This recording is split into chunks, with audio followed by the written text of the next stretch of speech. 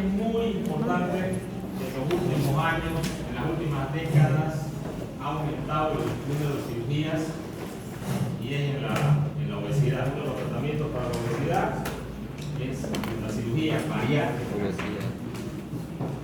Esto cada vez, y quizás es la cirugía más amplia que se hace, con mayor frecuencia que se hace en todo el mundo para reducir la obesidad.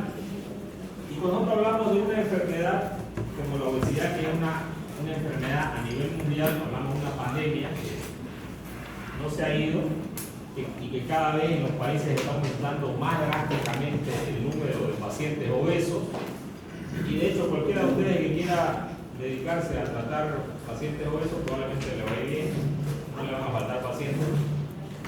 Y hay que enfocarlo desde varios aspectos, ¿no es cierto? Primero, desde el punto de vista quirúrgico, que ya existen antecedentes del tratamiento quirúrgico desde los años 50. Primero, después tenemos una descripción de lo que ¿qué es la obesidad? ¿Cómo nosotros podemos diagnosticar la obesidad? ¿Cuál es la obesidad? Este capítulo lo he sacado de Schwartz, de la última edición, capítulo 27. Y habla de las estadísticas en Estados Unidos, ¿no? Del número de pacientes que hay, pero no solamente en Estados Unidos, sino que también en Sudamérica, en la India, en México, en todas partes del mundo tenemos sobrepoblación de obesos. Es tal el número de obesos que ya tenemos inclusive niños con obesidad. Y están apareciendo en los niños enfermedades como por ejemplo la pancreatitis, abscesos pancreáticos en niños de 11 años. ¿No es cierto? Yo he operado el año pasado un niño de 11 años que me pidieron colaboración los cirujanos pediatras. Cuando ya el niño le habían hecho una punción percutánea, pero el paciente ya estaba séptico, tenía un pulmón de choque que se llama, el pulmón ya está blanco. Me pidieron ayuda y bueno, yo intervine quirúrgicamente al paciente, lo manejé casi 2 meses, el paciente salió. Después en una clínica con otro colega manejamos una paciente de 14 años, obesa, con absceso pancreático también. Entonces la obesidad es una enfermedad que está trayendo otras comorbilidades de los pacientes, como enfermedades de los adultos, ¿no? También las arritmias y problemas cardíacos pueden tener estos pacientes. ¿Cuál es el tratamiento de la obesidad? Y aquí es muy importante que nosotros entendamos esto. Sea que ustedes se vayan a dedicar a la cirugía, o sea que se vayan a dedicar a la parte clínica, o sea que se vayan a dedicar a la parte epidemiológica también, que eso también vale, digamos. Intervención en el estilo de vida, ¿no? Eso es lo fundamental. Inclusive se le está dando una importancia muy alta, digamos, cuando hablamos de la adherencia a los tratamientos, porque el paciente que se le hace una cirugía bariátrica, si no cambia su estilo de vida, el paciente vuelve a ser obeso y vuelve a tener todas las comorbilidades de la obesidad. Ahí está el caso de Diego Armando Maradona. Ya saben cómo acabó, ¿no? Yo no digo más. Es un ejemplo real, ¿no? Él se le hizo un bypass, pero tuvo un tiempo bien y bueno, le ganó peso porque nunca cambió su estilo de vida. Y bueno, esto cuesta mucho, ¿no? La farmacoterapia, que cada vez existen medicamentos que están apareciendo para los obesos, pero que hay que tener mucho cuidado con estos medicamentos, ¿no? Mucho cuidado, porque hay medicamentos que inclusive han sido aprobados por la FDA, ¿no? Que es la Asociación Americana de Drogas, que supuestamente hace estudios y todo para aprobar un medicamento. Pero existen medicamentos que han matado gente, pese a que ellos los han aprobado, entonces ellos los han sacado del mercado.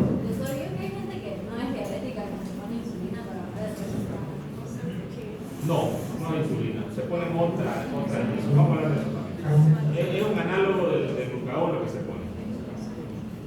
El análogo del glucagón son las GLP, ¿ya? Que hay dos inyecciones que se colocan. No es insulina, es como la insulina porque es una hormona que también se coloca en el dióxido subcutáneo.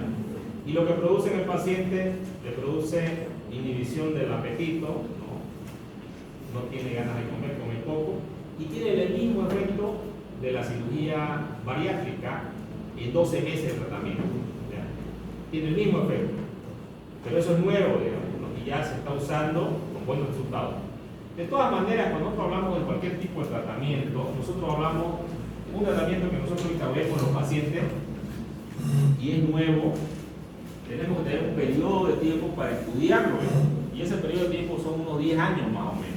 En 10 años los estudios, los metaanálisis de varios ensayos y pacientes que han bajado de peso ejemplo, el uso de esta hormona que se está usando hace unos 3-4 años atrás aproximadamente, que ha empezado el uso y que la verdad que está teniendo resultados. Se van a ver recién los resultados de aquí 10 años. Evidentemente sí, en estudios que se han hecho hay una mejoría de peso y se la está comparando con la cirugía bariátrica, que es el tratamiento farmacológico. ¿Cuáles son las barreras para el tratamiento? ¿No? Y eso también hay que ver, cuando uno habla de las barreras de tratamiento, tenemos que ver varias cosas, ¿no? Entre esto, las adicciones, que es uno de los grandes problemas de los pacientes obesos. Es decir, el paciente que se va a hacer una cirugía bariátrica, yo le tengo que hacer un test y tengo que preguntarle, señor, ¿usted bebe? Sí. Bueno, si usted se hace la cirugía bariátrica y usted quiere bajar de peso, usted no puede beber nunca más. O uso de drogas. Si el paciente dice que igual va a consumir drogas, porque le gustan las drogas o le gusta el alcohol, entonces no es un candidato para la cirugía. Y esas son las barreras, porque la cirugía sola no tiene el resultado a largo plazo de que el paciente quede con una pérdida de peso reducida en el tiempo. Simplemente va a ser por un tiempo. A veces hablamos en la cirugía de manga gástrica, 2 años, 3 años o mucho, y en los bypass, quizás un periodo de unos 4 años probablemente, y luego el paciente vuelve a reganar peso si no tiene los hábitos adecuados. ¿Qué quiere decir esto? Que tiene que cambiar completamente sus hábitos. Y cuando hablamos de los hábitos, no solamente en la alimentación, los pacientes también tienen que desarrollar músculo, porque si no desarrolla músculo, el paciente puede irse al otro extremo, a la desnutrición severa, inclusive que no va a poder ni caminar el paciente. Inclusive hay pacientes que hacen insuficiencia renal.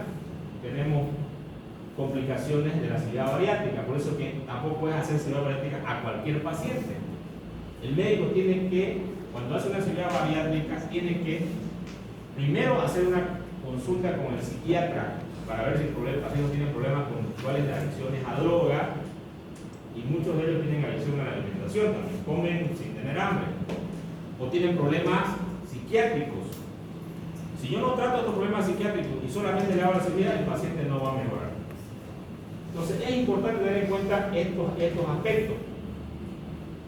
Las indicaciones, y como en cualquier tipo de cirugía, como la que hemos hablado antes de las patologías del esófago, de la obesidad, tienen indicaciones claras y debemos saber cuáles son los pacientes que están indicados y cuáles no. Y ninguna indicación dice que es para que el cirujano gane plata, por si acaso. ¿Ya? Esa no hay, digamos, ¿no? Esa se le inventan algunos, digamos. Yo le pregunté a un colega, ¿por qué está operando? Que le hizo un trasplante, digamos. ¿Un trasplante de qué? De su dinero a mí. Ese era el trasplante. Entonces eso no se debe hacer. Hablamos de las contraindicaciones. No todos los pacientes son candidatos a cirugía, y justamente aquí hablamos de esta cosa. Los pacientes que son adictos a las drogas, al alcohol, o que no van a cambiar su estilo de vida porque a ellos no les gusta, entonces no puede pasar ahí. Existen pacientes que les gusta atragantarse de comida. Cuando se hace una cirugía bariátrica, el paciente va a empezar a comer poca cantidad, pero él al comer poca cantidad se va a sentir mal y va a querer comer más, porque él siente una satisfacción cuando entra el bolo alimenticio por la boca, pero no va a poder, y eso le va a causar vómito, náuseas y un malestar. Y esto también puede dar un problema psiquiátrico posteriormente al paciente. Cuando hablamos de los tratamientos de las cirugías bariátricas, que ya están establecidos ahora cuáles son los tratamientos, tenemos dos principalmente, la manga gástrica y el bypass gástrico.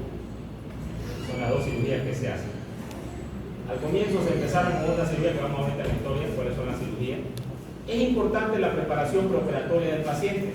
Y en todo paciente, cuando uno estamos viendo nosotros, por ejemplo, los pacientes en el hospital, los pacientes siempre van a tener dos estadios importantes. Van a tener un preoperatorio y un postoperatorio. En el preoperatorio, ¿cómo preparamos a ese paciente para la cirugía? ¿Qué estudios le pedimos? ¿Cómo lo valoramos al paciente? Pero esa valoración es importante. Y no solo cuando hablamos de los pacientes obesos, en los últimos congresos, se habla de que también el paciente tiene que tener una capacidad funcional. ¿Qué quiere decir esto?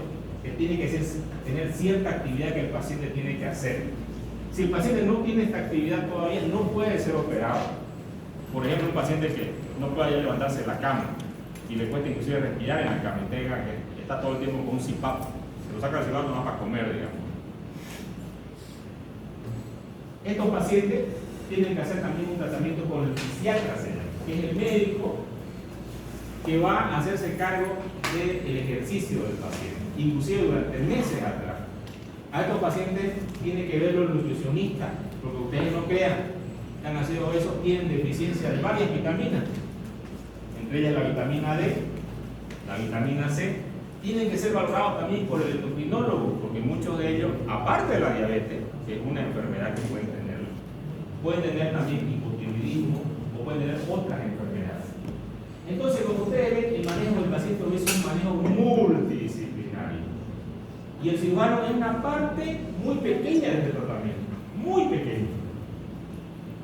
Muy pequeña. Ni siquiera el paciente es del cirujano, el paciente tiene que ser del clínico. Por ejemplo, cuando se hace una cirugía de trasplante renal, que es una cirugía que se hace muy común en promedio en todas partes del mundo, el que está a cargo del equipo de cirugía del paciente es el nefrólogo. ¿Por qué?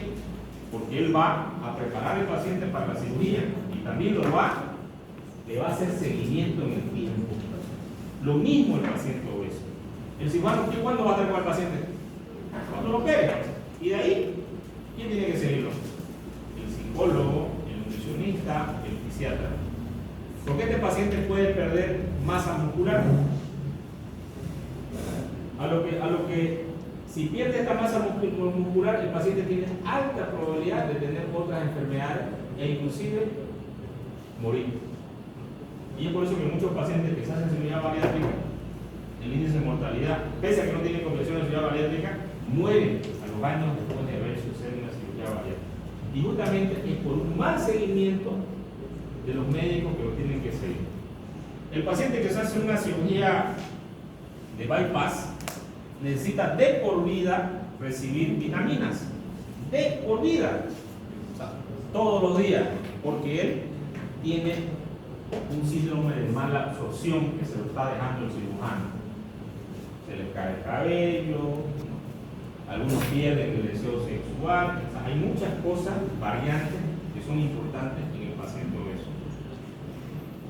Entonces, cuando hablamos de un equipo multidisciplinario, es el que lo tiene que ver. Ya hablamos que las cirugías que se hacen, que se hacían, tenemos el bypass gástrico que se hace normalmente, la gastrectomía en manga y la banda gástrica. La banda gástrica es algo que ya salió, que ya prácticamente hoy no se hace, pero hace unos 10 años atrás, en 2010, era lo que más se hacía. De hecho, era una cirugía boom, digamos, ¿sí? Porque supuestamente había reducción de peso, pero en el tiempo se vio que los pacientes no mejoraban, o sea, recidivaban. Y cuando nosotros hablamos de efectividad y de adherencia a los tratamientos, hablamos que nosotros queremos una efectividad en el tiempo, a largo tiempo. Y estas bandas gástricas, que eran unas bandas que se le colocaba el estómago y el estómago quedaba apretado, digamos, el paciente quedaba con un estómago reducido, la parte superior, pequeña, y obviamente comía y se llenaba. Pero estas mangas a veces se subían arriba, se bajaban para abajo, ¿no? E inclusive hemos visto casos acá que se han infectado. Tenían un reservorio. ¿Sí? ¿Esa banda que dices es el globo gástrico? No. Es el balón gástrico. Balón gástrico. Ese es un tratamiento endoscópico que le meten un balón y le inflan en el estómago porque la gente puede comer. No todos los pacientes lo toleran. Tiene sus indicaciones y generalmente es para preparar a un paciente para la cirugía bariátrica. La banda gástrica es una cinta que va a abrazar el estómago. Voy a mostrar una fotografía para que ustedes la vean. Bueno, sí, cuando menos es la cirugía. Bueno, los resultados a corto plazo son muy buenos en la cirugía bariátrica, pero lo importante son los resultados a largo plazo. Y para eso hay estudios que obviamente comprueban cuáles son los resultados a largo plazo. Las complicaciones quirúrgicas, que no son nada agradables, ¿no? Por ejemplo, hay muchas complicaciones de estos pacientes. Nosotros en 2011 vimos una paciente en el hospital japonés que se complicó una cirugía bariátrica y lamentablemente falleció como unos 6 meses después. Ella hizo una fístula, pero no falleció por la fístula, falleció porque hizo un problema pulmonar, hizo una infección intrahospitalaria pulmonar y fue por infección pulmonar. Complicaciones no quirúrgicas también existen, son las que les comenté, ¿no? Entonces, obstante evaluar esto. Bueno, ya dijimos que la obesidad es una pandemia, ¿no? Es algo que está en todo el mundo.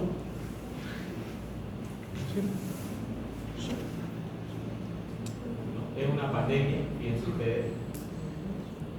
En los últimos 10 años tenemos que ha aumentado el tratamiento de la cirugía bariátrica y también metabólica. Y la cirugía metabólica, que ustedes van a escuchar también, es importante que ustedes aprendan y sepan bien las cosas, porque le van a preguntar probablemente. Nosotros hablamos de un síndrome metabólico, que son los pacientes que tienen hipertrigliceridemia, hipertensión arterial y diabetes, ¿no? Eso se conoce como síndrome metabólico. Y las cirugías mal absortivas pueden tratar este síndrome. De hecho, un paciente que esté 10 años, recién sea diabético, se lo diagnostique con diabetes, hablamos tipo 2, ¿no es cierto? No tipo 1. Y se le haga una cirugía bariátrica, este paciente puede sanar inclusive de la diabetes, ¿no? Pero, por eso se dice cirugía metabólica. Pero es importante tener en cuenta los riesgos y beneficios de todo procedimiento quirúrgico. Cuando hablamos de los antecedentes, desde 1950 ya se hacía este procedimiento quirúrgico para la hiperlipidemia. ¿Y qué se hacía? Un bypass ileocólico, ¿no? Directamente agarraban y hacían un puente. Y también apareció la cirugía del bypass yeyuno-ileal, ¿no? Que este bypass yeyuno-ileal iba casi a unos 20 centímetros de ilio, ¿no? Y resulta que a esta ciudad se la conocía como una ciudad malabsortiva, pero hubo complicaciones. El paciente presentaba diarreas intensas, trastornos hidroelectrolíticos, desnutrición proteico-calórica, cálculos renales, insuficiencia hepática. Y fue sacada, ¿no?, de la cirugía. Uno de la cirugía de Coquinaro, por ejemplo, que fue un italiano el que la propuso. Había pacientes que se operaban, dice que cuando el paciente ya estaba en su casa, dice que comía y le venía una gana de lagarse un gajo, ¿no? El paciente dice que eran unos gajos. Que la mujer siempre se divorciaba, ¿no? Lo dejaba, lo abandonaba, o sea, no era como era porque era, o sea, no se absorbía el hidrato de carbono, entonces era totalmente fermentado, y que todos tendrían un divorcio. Entonces, luego ya, hoy en día se hace el bypass gástrico yeyuno con Y de Reus, que se llama, que es lo que se hace actualmente, y la cirugía en manga gástrica, que es la que también se hace en nuestro tiempo. ¿Cuáles son los puntos clave que no podemos saber y entender, ¿no? Prácticamente en estos puntos clave van a estar las preguntas del examen, porque son las capacidades y el conocimiento que nosotros tenemos que tener de este tema. Existe el 65% de la población mundial vive en países donde hay personas con sobrepeso, obesidad, están con las muertes. Es la segunda causa de muerte, fíjense usted, prevenible. ¿Qué significa esto? Que se puede prevenir. ¿Cuál es la primera causa de muerte prevenible? ¿Quién sabe? Prevenible. Primera causa de muerte prevenible. Esta es la segunda. Conducir borracho.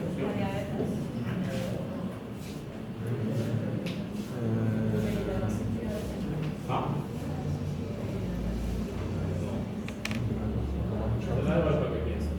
Segundo, hay un curso importante de cambio de utilización de procedimientos con gastrectomía en manga y bypass gástrico, que es lo que se hace hoy en día.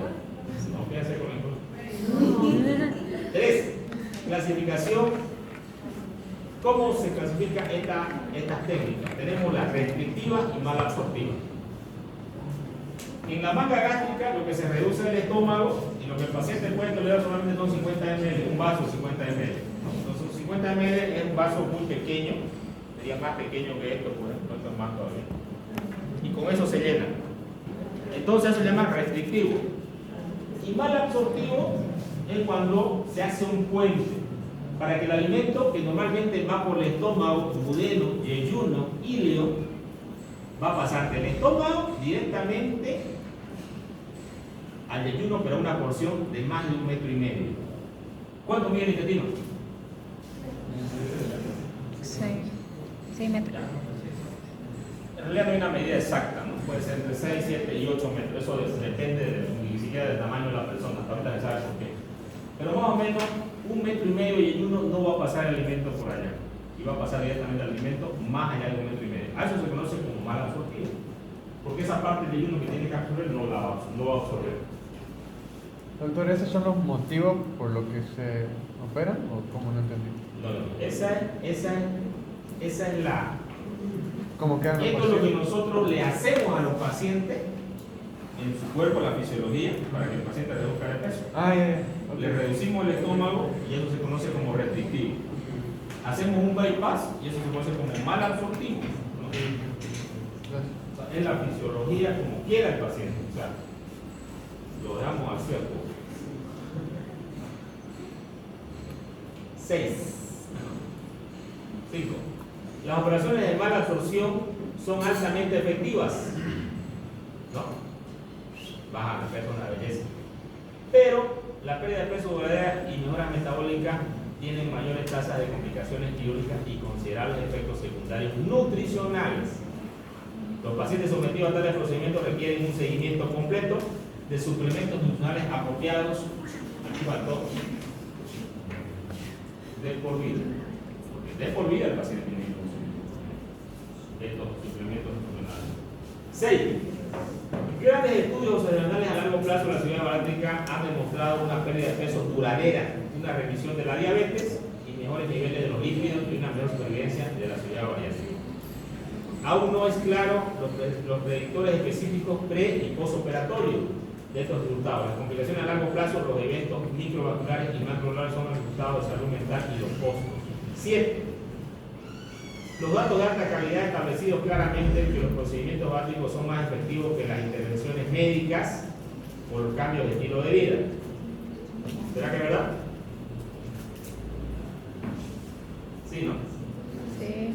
Porque generalmente los pacientes que acuden a la cirugía bariátrica tienen que haber fallado muchas veces en cambiar el estilo de vida. Y el estilo de vida viene a ser dieta, ejercicio, adicciones, porque las adicciones entran también en esto. Y generalmente los pacientes, todos los pacientes, tienen una píldora mágica. Y la cirugía viene a ser una píldora mágica para ellos. Pero los pacientes tienen que comprar hasta que los pacientes lleguen a cirujano o tienen que hacer su preoperatorio.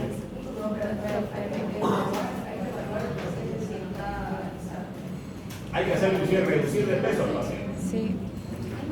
Escuché eso de los ácidos Tiene que bajar un 10% del peso, si no, no es candidato. Mierda, 10%. Porque el paciente que no baja de peso un 10% tiene alto riesgo de tener complicaciones en la cirugía. Primera complicación, el hígado del paciente es un hígado graso que está así grande. Y la cirugía bariátrica necesita suspender el hígado para entrar en el estómago y hacer la cirugía allá arriba. Y si tiene un hígado graso bastante grande, tiene mayor probabilidad de dificultad quirúrgica el cirujano. Y si el cirujano tiene dificultad quirúrgica, ¿qué va a pasar? Complicaciones quirúrgicas que pueden ser muy graves. La incidencia de complicaciones después de la cirugía bariátrica es más o menos de un 4 o un 25%. ¿Qué les parece? Doctor, una pregunta. Diga. He escuchado de pacientes que en realidad engordaron para poder hacer la cirugía bariátrica. ¿De qué? Que aumentaron de peso para poder estar aptos a hacer la cirugía bariátrica. Puede ser, ¿no?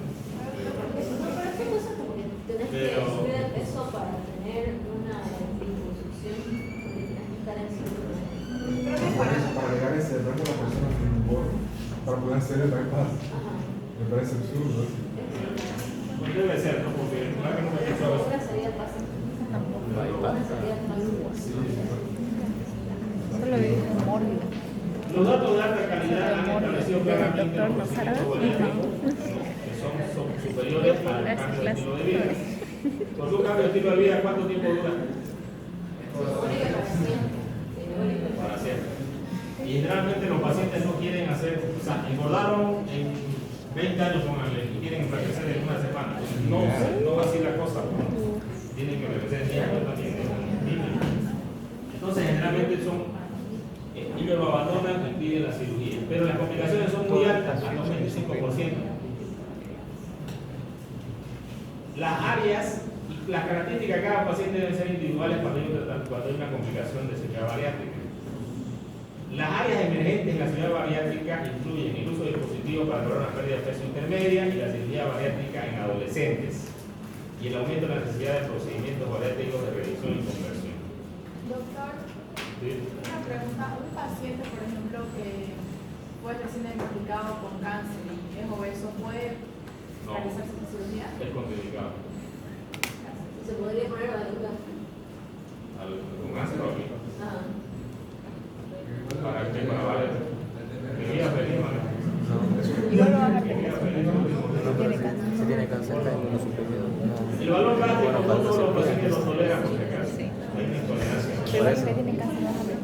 Muy bien, Claro, aquí están los procedimientos en la historia, años 50, años 60, años 70, años 80 y años 90. ¿no? Aquí tenemos los bypass de ileales, que iban hasta abajo, mal absortivo, restrictivo y ambos. Los últimos procedimientos, la gastrectomía en manga es restrictiva, o sea, pregunta de examen. La gastrectomía en manga es una cirugía restrictiva. El bypass en IRREO es una cirugía mal absortiva y restrictiva. Esto que ustedes pueden ver acá es lo que se conoce como banda gástrica. ¿Ya? Este procedimiento se hacía con cirugía y obviamente como el cirujano no tenía que cortar ningún tejido, no tenía que anatomizar ningún tejido, fue el boom. Se hicieron muchos pacientes y los primeros pacientes que se operaron fueron en Australia y en Europa. Pero pronto esta cirugía quedó en desuso, más o menos empezó el 2001, ya en 2008 se tenían varios estudios donde los pacientes no habían perdido la cantidad de peso y ya tienen muchas complicaciones. Y prácticamente ahora ha quedado, nadie lo hace, prácticamente ha quedado en desuso.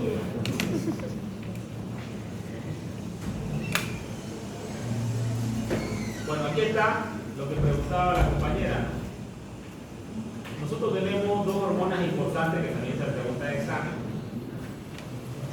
La grelina, que es la hormona que nos produce hambre. Si ustedes acuérdense, estómago, no, la leptina es la que se produce en la grasa y que inhibe las ganas de comer. Pero ¿por qué los pacientes obesos siguen comiendo? Tienen hambre, ¿no? Ellos tienen un problema entre estas dos hormonas, pero también hay un problema a nivel conductual, se llama. Entonces, cuando se hace la cirugía de manga gástrica, esta grelina principalmente está en toda esta parte de acá del estómago. O sea, en las glándulas del antro se produce la grelina. Cuando le reducen el estómago al paciente, hay pacientes que permanecen con una manga gástrica durante mucho tiempo, bajo nivel de peso. Pero obviamente tiene que ir de tratamiento de los cambios de vida.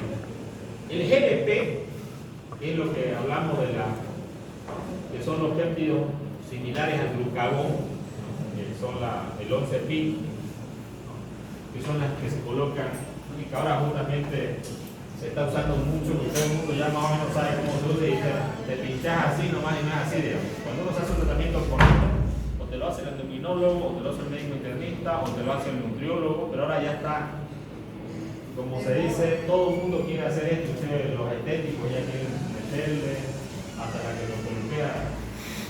peluquera también. O sea, justamente esto es porque no se hace un tratamiento adecuado. Tiene complicaciones. No es que no tenga complicaciones, tiene complicaciones. ¿No? Porque si se aumenta la dosis inadecuadamente, el paciente a veces no quiere comer nada, inclusive puede tener hidroelectrolítico.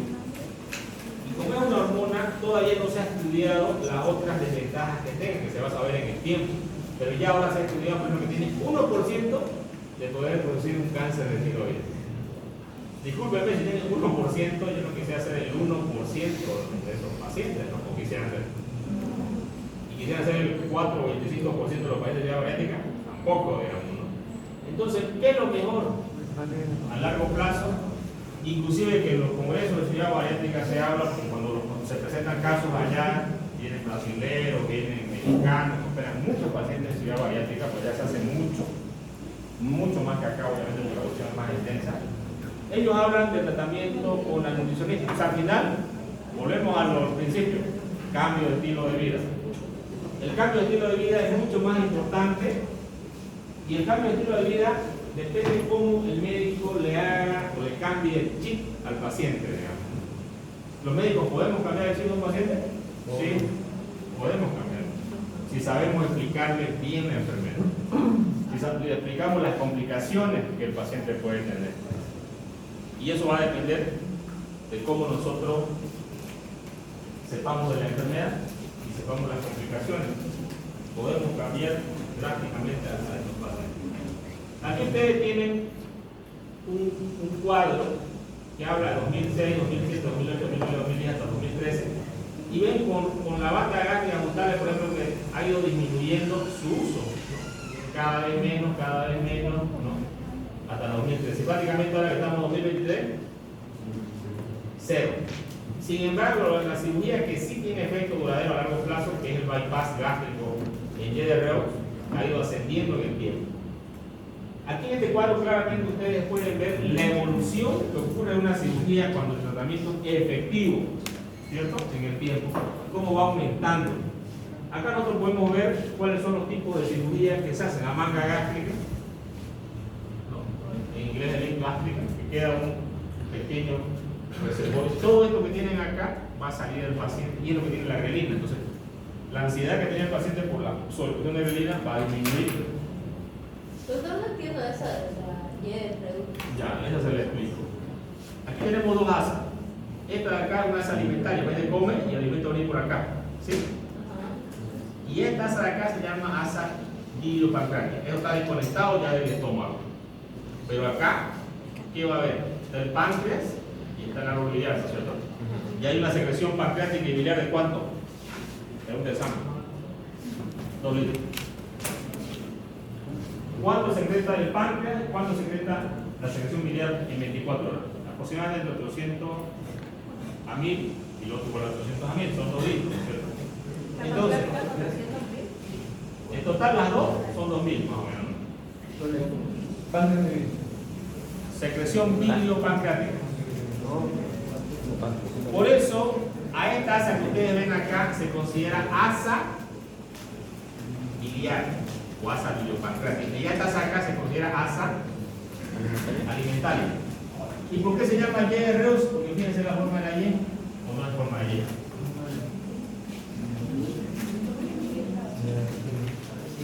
Esta parte es muy importante que ustedes la entiendan, ¿ya? Porque si ustedes entienden cómo es la cirugía, van a entender cómo el paciente va a tener la cirugía. Esta es la banda gástrica, que ya no se la usa más. Aquí tenemos otras cirugías que han quedado en desuso, ¿no? Como la ligación biliopancreática, que era algo similar, se cortaba el duodeno, se dejaba el estómago bastante redundante, ¿no? Y ya quedaron en desuso porque tuvieron muchas complicaciones. Aquí tenemos el biliopancreático ligación, ¿no? Y quedaba una manga gástrica y se hacía una anastomosis. El último caso que supe de un cirujano que se le complicó una de estas cirugías que hizo, el paciente murió lamentablemente porque los pacientes obesos, ¿cuál es el problema? La detección de una peritonitis es difícil. Cuando se operó, la paciente fugó, hizo una fuga de la anastomosis. Cuando se dio cuenta el cirujano, ya la paciente tenía una fascitis, estaba en un shock séptico. Entró a operarla, pero obviamente un paciente obeso es un paciente que tiene muy poca funcionalidad, o sea, tiene muy alto riesgo de morir frente a una complicación. Y eso va a depender del grado de obesidad que el paciente tenga y de la función respiratoria y de la función cardíaca que el paciente tenga. En otras palabras, y en palabras sencillas, un gordo no aguanta 2 patadas con un enfermo, se muere. ¿Ya? Entonces nosotros tenemos acá que hay que pagar la complicación del cirujano. $100,000. Doctor, ¿Sí? ¿cuál es la diferencia entre la manga gástrica y la que está abajo? Entre la manga gástrica y la que está abajo. Buena pregunta. Usted acá está cortando el duodeno, fíjense, esto acá es el duodeno cortado, y está llevando la asa de yeyuno directamente a anastomosar con la manga gástrica. Aquí tiene usted un bypass. Es una cirugía muy compleja, tiene dos grandes complicaciones la cirugía. Uno, cerrar el duodeno, donde tienen 2000 de secreción, no, es una locura. O sea, es de alto riesgo porque el duodeno es retroperitoneal. Al ser retroperitoneal tiene un pequeño problema para la cirugía. Entonces, si le fuga, tiene un 90% de prácticamente se le muera. Entonces, ¿para qué usted se va a arriesgar? Entonces, esta cirugía ya no se hace. Tampoco esta de acá. Por eso ha quedado solamente esta la cirugía que se hace y esta de acá. Esta tampoco. Son estas dos las que se hacen. Esas otras no se hacen justamente por las complicaciones que dejaron en los pacientes, porque ya no se hacen más. La enfermedad de la obesidad es una enfermedad que está cada vez creciendo a nivel mundial. Fíjense ustedes que hay una estadística del libro, ¿no? Y habla 39%, y habla de niños obesos a nivel mundial. Es que no te vayan a un colegio por ahí, los niños que están puro preocupando. Entonces, el sobrepeso, cuando hoy tenemos otros niños con enfermedades de sobrepeso, aquí nosotros podemos echar la culpa del sobrepeso Al padre. a los padres, a la tele, Al colegio también, doctor, podría ser. Porque venden comida al chatarra. sedentarismo. Sí, tienen todo lo que ustedes tienen mucha razón, pero también tenemos alimentos ultra procesados, que es a lo que más se le está dando mucha importancia ahora. ¿Será lo mismo que un niño coma, por ejemplo, un pepino, que agarre y coma unas papitas fritas? No, ¿no es cierto? Las papas son más O será que coma un plato de brócoli, que consuma un plato de brócoli, o consuma arroz, o consuma los jugos estos que venden en estos productos envasados. La mayoría de los productos envasados ni siquiera tienen azúcar. Tienen un azúcar que es del maíz. El azúcar del maíz es un azúcar que es cancerígeno. ¿Por qué lo usa la industria? Porque el maíz es más barato. Bueno, tengo agua. Este azúcar del maíz, en el año 1960 los japoneses han descrito que es cancerígeno. ¿Por qué creen que hay tanto cáncer en el mundo? Tiene que ver mucho con la alimentación. En los países desarrollados ellos no consumen casi ningún alimento sea orgánico. Todos los alimentos que consumen son alimentos envasados. Estos alimentos envasados que son ultraprocesados son los que hacen más daño a los pacientes. ¿Cómo nosotros detectamos la obesidad? El índice de masa corporal. Si aunque ustedes no crean, esto yo preguntaba hace unos 7 años a los alumnos, ¿qué es IMC? ¿No? Ahora todo el mundo sabe que es un IMC. Porque esta enfermedad cada vez ha ido ascendiendo, cada vez más. Cuando yo era residente no se operaban estos pacientes de la obesidad, pero ahora cada vez se operan más, mucho más. Tenemos mucha incidencia en nuestra ciudad y en todo el mundo. Y si ustedes se fijan en este mapa, hablamos de Norteamérica, Sudamérica, en todo el mundo hay gente que es obesa. Doctor, ¿y cómo diferencia a un niño obeso o un niño que dicen, ah, es obeso porque lo va a crecer? Porque sale el índice de masa corporal también a los niños. Se toman percentiles. Uno tiene que medir. Igual es gordo. Aquí está el rango normal del índice. ¿Cuánto es lo normal? 18 a 24. 18 a 25 si quieres. ¿Cuánto es obeso? Más de 30. Obesidad grado 1, 30 a 35. Obesidad grado 2, 35 a 39. Obesidad grado 3, más de 40. ¿Cuáles son los pacientes que son indicados para la cirugía bariátrica? Más de 40. Más de 35. Obesidad grado 2. Pero si el paciente tiene obesidad grado 1 y tiene síndrome metabólico, también se indica la cirugía bariátrica. Esas son las dos grandes indicaciones, por si acaso. Pregunta de falta.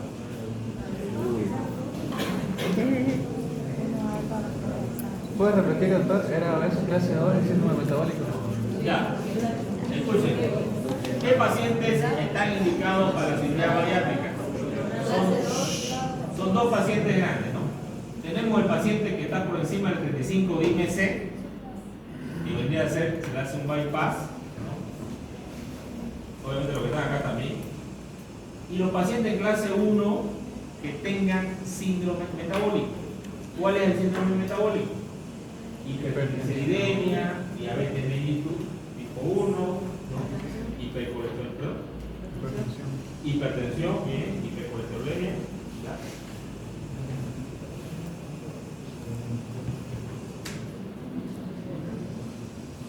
Justamente aquí están colocando todos los factores que intervienen, ¿no?, en que el paciente cada vez se haga más obeso, y obviamente tendrá que ver la falta de ejercicio.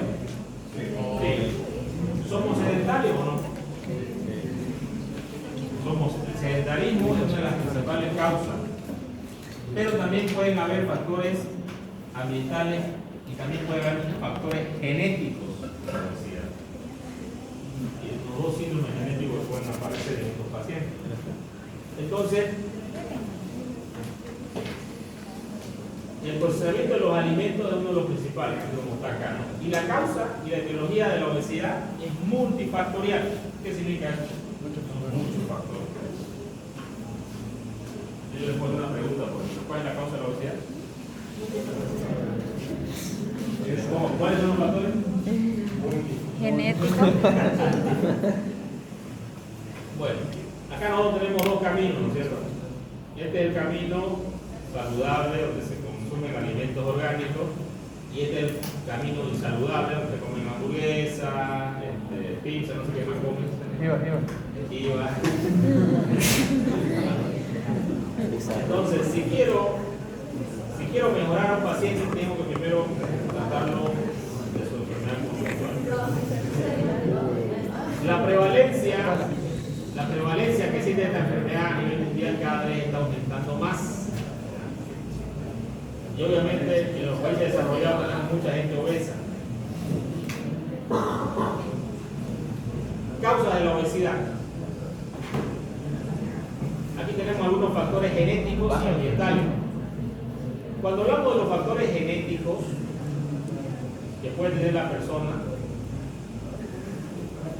estos factores genéticos vamos a tener, se conocen 11 formas de obesidad monogénica, son poco comunes.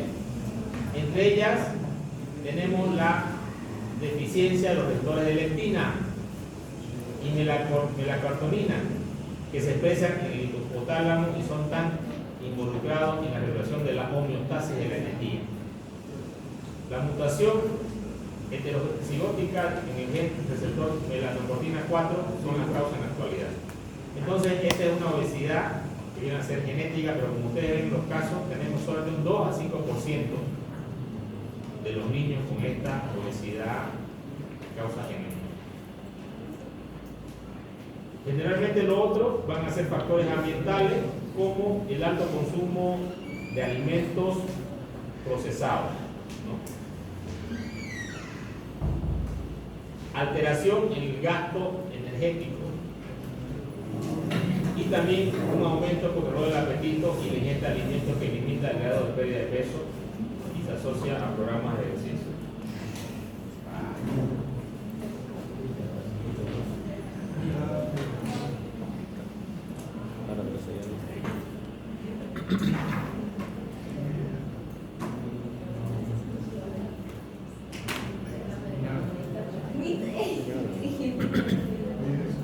Tenemos nosotros cada vez un aumento de los obesos a nivel mundial.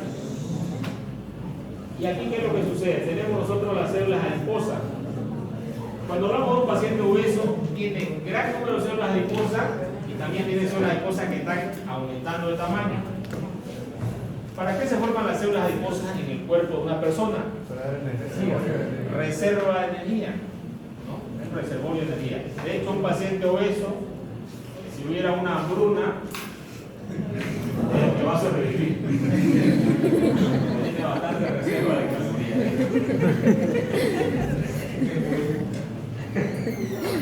O sea, están preparados para empezar.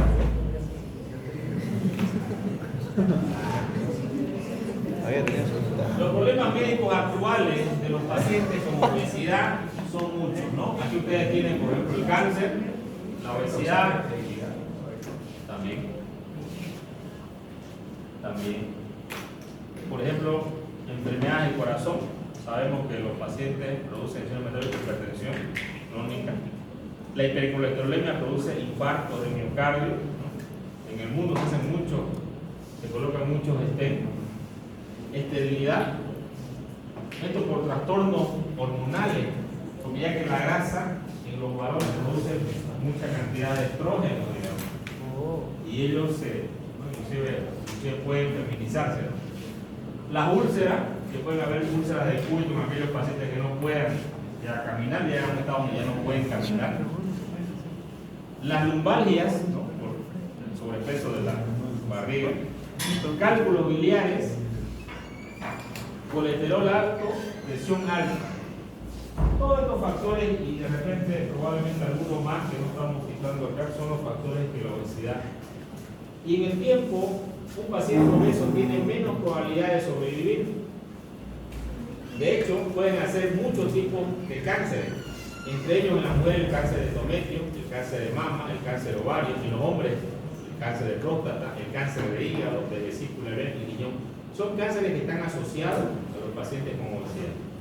Los pacientes gravemente obesos a menudo ellos tienen muchos más problemas, inclusive con comorbilidades asociadas como la enfermedad de la apnea obstructiva del sueño, que se conoce como síndrome de Pickwick, ¿no? Si los pacientes se duermen, tenemos nosotros la enfermedad por reflujo gastroesofágico, que ya que el paciente tiene un estómago bastante grande y con aumento de la presión intraabdominal constantemente tiene un reflujo constante que va hacia la parte superior. Tenemos dislipidemias, asma, síndrome de hipoventilación de la obesidad, insuficiencia cardíaca derecha, migrañas, y esta migraña es porque el aumento de la presión abdominal es un aumento también de la presión encefálica, y estos pacientes se lo conocen como un famoso pseudotumor cerebral, porque todo el tiempo piensa con dolor de cabeza. Úlceras de éstasis venosa, trombosis venosa. La trombosis venosa no es más que trombos en las venas, que estos pacientes lo hacen porque no caminan, no movilizan las extremidades, ¿no? Y estos trombos venosos, ¿qué les puede causar al paciente después? Una embolia pulmonar. De hecho, cuando el cirujano opera a un paciente obeso, tiene que vendarle las piernas, o si no, tiene que ponerle un compresor dinámico de las extremidades, porque es una cirugía larga, ¿no? Un bypass dura a veces 2 horas, 3 horas, pero este paciente va a estar echado también en su postquirúrgico. Entonces es importante movilizarlo para evitar que el paciente se muera por una embolia pulmonar. ¿Cómo es un compresor dinámico? El compresor dinámico es como un tensiómetro, ¿no? Y si usted tiene la pierna del paciente, digamos, le hace esto con varios, digamos, uno se comprime y el otro se abre, se comprime y se abre, y entonces hace que el flujo venoso vaya subiendo hacia arriba. No se puede operar ningún paciente cuando una cirugía es larga y tiene riesgo de trombosis venosa sin esa compresión dinámico de las extremidades.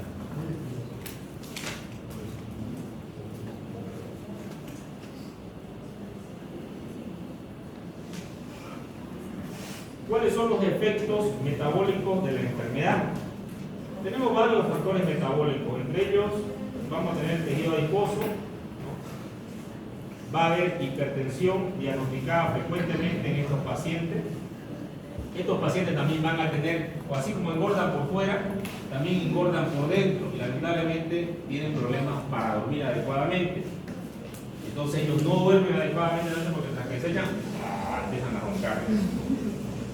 Entonces la falta de oxígeno del cerebro les produce también otro tipo de trastornos a nivel cerebral. Ellos siempre paran cansados. Y la falta de sueño, el paciente no la entiende como falta de sueño, la entiende como falta de comida, porque el cerebro le causa eso. Entonces el paciente, y ustedes se van a dar cuenta cuando hagan sus cositas, no falta mucho. Cuando uno sale de un turno que no durmió una noche, el otro día, bueno, duerme a veces no duerme, pero tiene hambre. Uno cree que tiene hambre, pero luego tiene sueño. Entonces, se desregula. En un paciente obeso esto puede aumentar más y puede causar mayor obesidad porque es un círculo vicioso. El aumento de la presión intraabdominal también va a ejercer muchos factores en otras partes, como el reflujo gastroesofágico, le va a causar al paciente esófago de Barrett y también puede encadenar un carcinoma de esófago. La hiperactividad crónica del sistema nervioso está presente en algunos pacientes obesos y puede combinarse con otros tisues patológicos, entre los que se incluye hipertensión arterial. La obesidad también se asocia a la prevalencia de un mal estado de ánimo, ansiedad, y otros trastornos psiquiátricos, ¿no? Entre estos trastornos psiquiátricos nosotros tenemos una escala, que yo les traje la otra semana, pero nosotros valoramos, es importante valorar esta escala. El paciente que es obeso no quiere venir a clase, por ejemplo, o no quiere una fiesta, o no quiere estar con su familia. Entonces, se va apartando de la sociedad. Y esto le causa un problema psiquiátrico. El paciente obeso se acuerda cuando era flaco. Sacan, ahí por Facebook sacan sus fotitos cuando eran flacos. Pero no sacan una cuando son gordos, ¿no? Sacan los ojos, ¿no?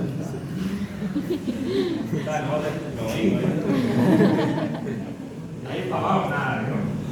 Entonces eso le produce al paciente obeso una depresión, inclusive que puede llegar a una depresión mayor. El paciente obeso tiene alto riesgo y alto índice de suicidio, ¿saben ustedes? Muchos de ellos llegan a suicidarse, inclusive después que le hacen la cirugía bariátrica. Por eso es importante hacer la escala de medición de esta valoración psiquiátrica del paciente.